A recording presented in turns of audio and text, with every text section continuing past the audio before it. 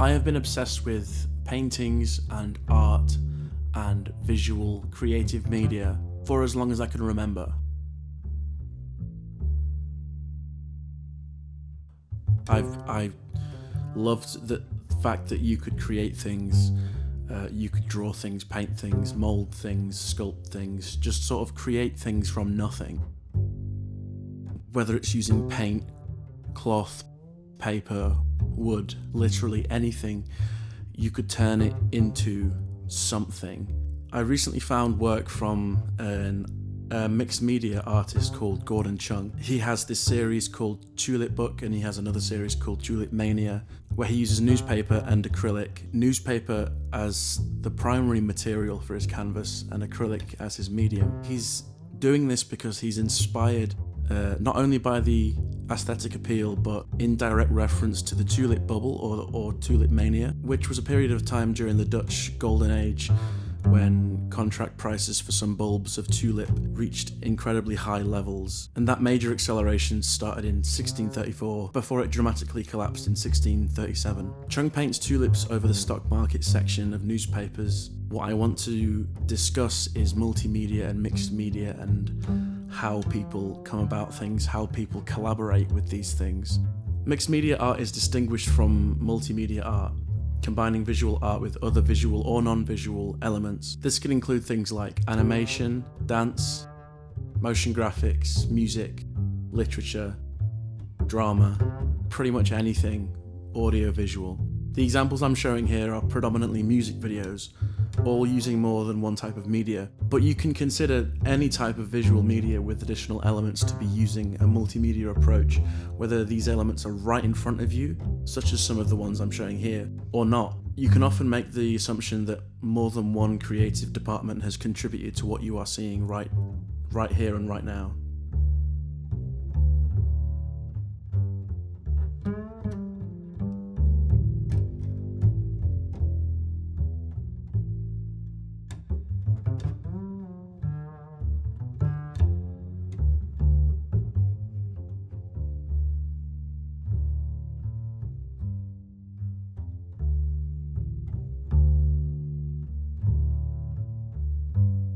I'd like to talk briefly about the 2016 feature film, one of my favourite films, Paterson. It's a film that combines live action with spoken word and poetry, almost as if it were handwritten and in real time projected directly onto the surface of the film.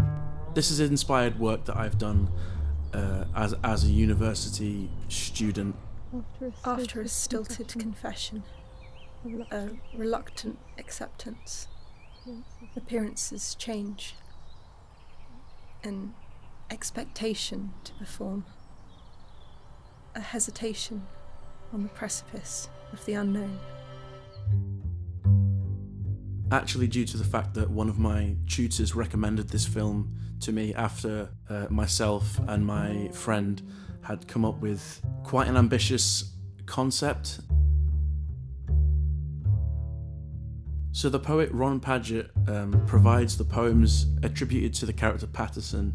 Padgett agreed to write new material for the film while also including some of his existing poems. He also based his new writings on the script written by Jim Jarmusch and formed an idea about who this character of Paterson was through reading the script. Padgett worked in collaboration with Jarmusch, who also wrote one of the poems featured in the film. Connections between creative departments is not exclusive to directors and writers. This was just a film that came to mind. That was before we discovered Ohio blue tip matches. They are excellently packaged, sturdy little boxes with dark and light blue and white labels with words lettered in the shape of a megaphone. This is collaborating with motion picture and poetry. Mixed media and multimedia are terms that feel incredibly similar. In a literal sense, whether you call it mixed media or multimedia, you are mixing multiple types of media in both of these situations. But that's not really what I'm interested in right now. What I am interested in, though, is how we combine these different elements, how we collaborate to combine these different elements. So I work in a broad range of mediums. Having both the knowledge and experience in multiple areas allows for one person to be on the same page as another in a collaborative environment. Whether or not you're working in every one of these mediums, you at least have the ability to understand and communicate with others. This ultimately ups the chances of you having a positive outcome and a satisfactory piece of work. I believe that understanding someone else's workflow, whether it be just a bit of understanding or an in-depth first-hand experience of that person's workflow, either of these are useful and, in my opinion, incredibly crucial if you're aiming to have a good collaborative experience. A common problem that causes plenty of projects to fail, whether they have a small team with a low budget or a larger team with a higher budget, is a lack of acknowledgement. For instance, on a film set, if the director doesn't account for those in charge of the footage after the production is wrapped up, they could risk people rushing through the whole post-production process, ultimately leading to poor results. Rather than making a comprehensive list of projects that have failed due to problems like this, I would rather talk about the positives of good collaboration.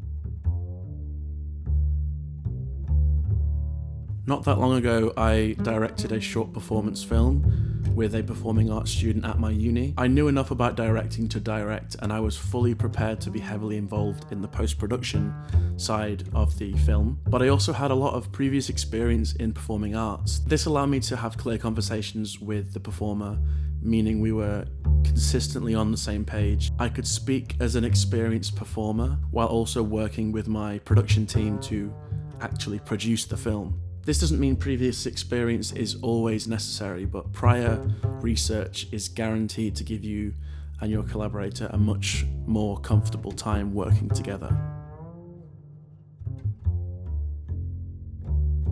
How this all ties in with mixed or multimedia is that mixing creative elements often requires working with somebody with a better or a different understanding of another creative element.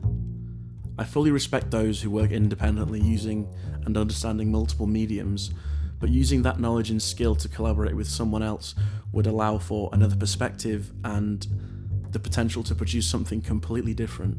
I myself love including things from the outside realm of digital media in my projects. I create a lot of physical art as well as digital, and I have tried to bring these into some of my more professional work, whether this is simply adding texture or something completely new. I'm heavily inspired by traditional forms of creative media, whether this be animation or music production or sound production, sound design. I feel like there's always something new to learn or to get used to or to adapt to, especially in digital media. It's constantly evolving, even outside of digital. Physical art is evolving, people are trying new things. It sort of feels endless, but in a very good way, a very positive way.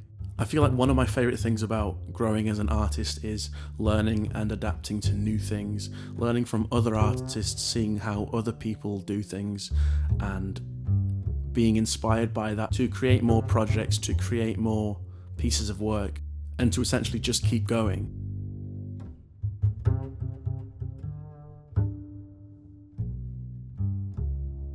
Just to sort of close off, I thought I'd show one of my most recent animated pieces of work. It's an infinitely looping animation. This was a project where I didn't go in knowing where it would end up. I actually decided that it would loop towards the end of making it, so I didn't know I was going to make it like this. I wasn't sure where it was going to go.